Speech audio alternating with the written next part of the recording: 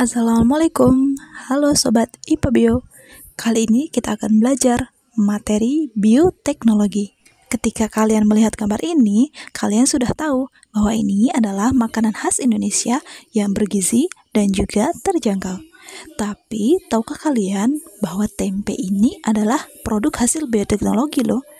Sebenarnya apa sih yang dimaksud dengan bioteknologi? Apakah cuma tempe produknya? Atau ada yang lain? Kita bahas di video ini. Simak terus sampai selesai ya.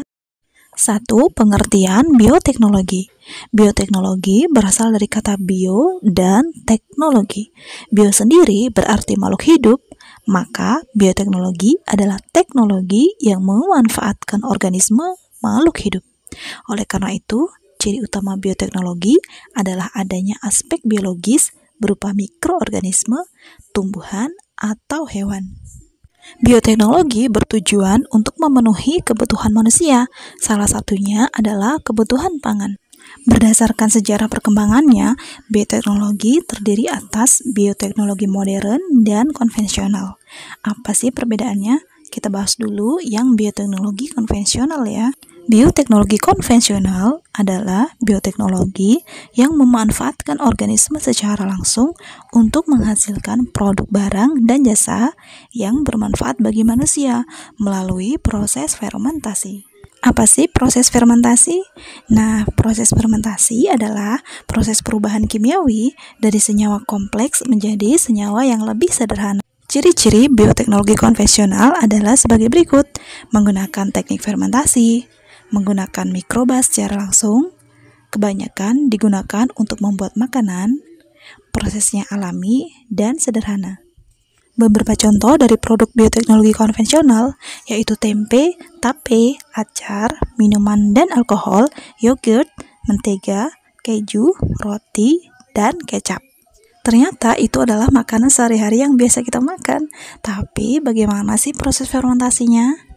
Kita mulai dari tempe. Nah, tempe ini bahan bakunya adalah kacang kedelai. Sedangkan mikroorganisme yang berperan dalam proses pembuatan tempe yaitu ragi kan ya. Nah, ragi ini adalah mikroorganisme hidup, yaitu kapang atau jamur. Tapi ini adalah jamur mikroskopis atau jamur yang berukuran kecil. Nama jamurnya yaitu Rhizopus oligosporus. Proses pembuatan dari tempe kedelai ini biasanya diawali dengan perendaman untuk menghilangkan kulit dari kedelai, kemudian dikukus, dan setelah itu didinginkan, lalu ditaburi ragi. Warna putih yang kalian lihat pada tempe ini merupakan hasil fermentasi dari jamur atau kapang tadi ya. Proses fermentasinya diawali, jamur akan berkembang biak membentuk hifa yang mengikat satu sama lain. Bentuknya mirip seperti kapas ya. Pertumbuhan hifa ini akan merekatkan biji-biji kedelai menjadikan tempe. Sedangkan selama proses fermentasi, karbohidrat dan protein dari kacang kedelai akan dipecah oleh kapang menjadi bagian yang lebih mudah larut dan mudah dicerna. Berikutnya ada tape. Tape ini biasanya bahannya dari singkong maupun ketan.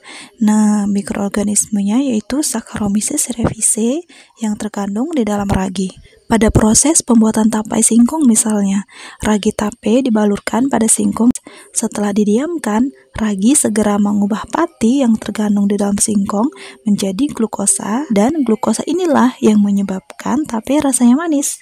Proses fermentasi selanjutnya yaitu pengubahan glukosa menjadi alkohol. Tenang ya, kandungan alkohol pada tape tidak memabukkan karena alkohol pada tape kadarnya sedikit.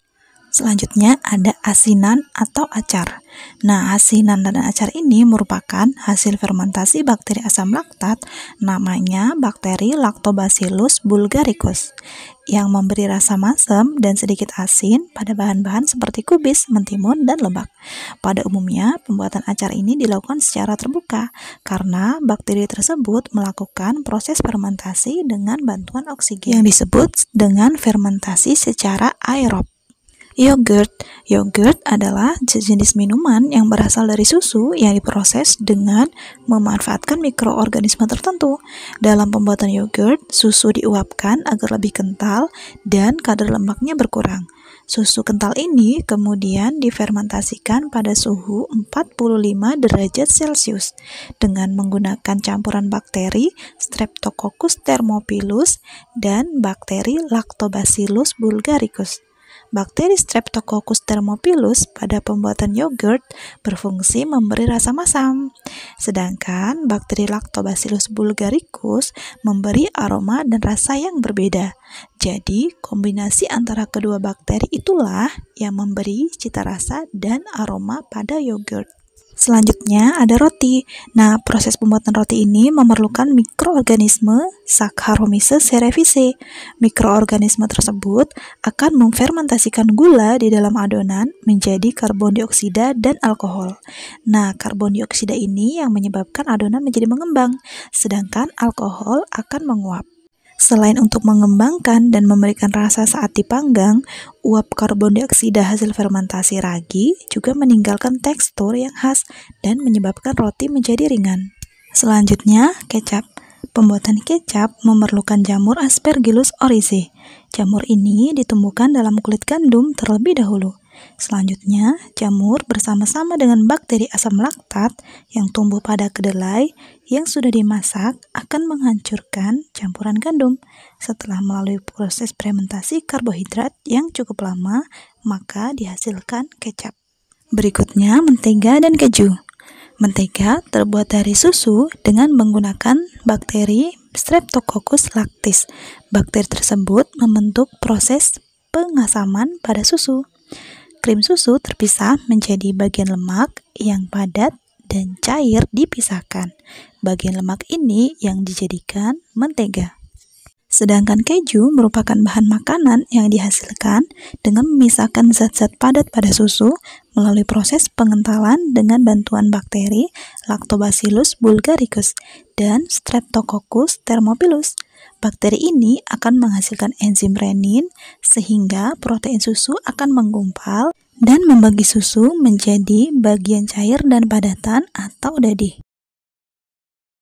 Nah, siapa nih yang pernah makan oncom? Oncom merupakan makanan yang dikenal di kawasan Jawa Barat. Oncom terbuat dari ampas kedelai dan bungkil kacang dengan bantuan jamur Neurospora sitophylla.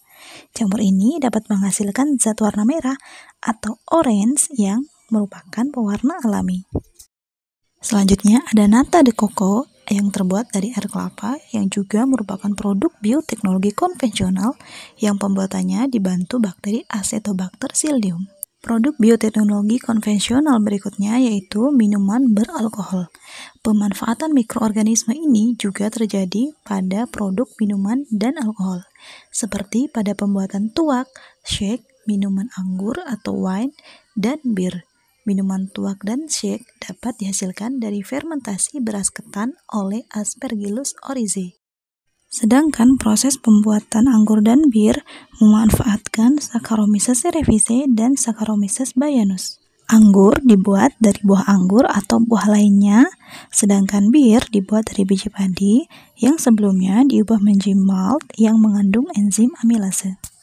Tapi perlu diingat ya adik-adik, sebagai seorang muslim sangat dilarang untuk mengkonsumsi minuman-minuman tersebut karena minuman-minuman tersebut bersifat memabukkan.